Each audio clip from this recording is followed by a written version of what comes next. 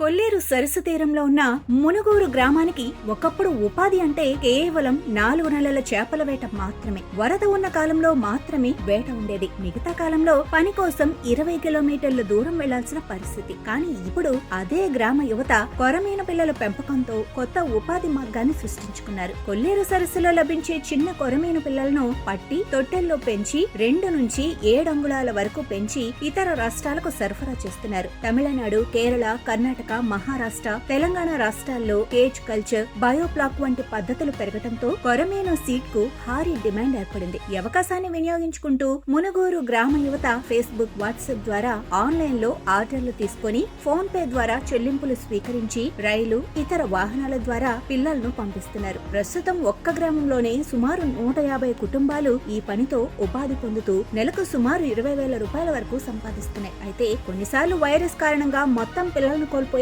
ప్రమాదం ఉందని మత్స్యశాఖ అధికారులు హ్యాచరీలను పరిశీలించి సాంకేతిక సూచనలు ఇవ్వాలని స్థానికులు కోరుతున్నారు. అలాగే కొరమీన పిల్లల హ్యాచరీలను కూడా కేజ్ కల్చర్, బయోప్లాక్ల మాదిరిగా ప్రభుత్వ రాయితీలు ఇవ్వాలని మత్స్యకారులు విజ్ఞప్తి చేస్తున్నారు. Indian sea food consumption revolution మొదలైంది. మేము వేస్తున్న ఈ మొదట అడుగులో మీరు భాగమవ్వండి.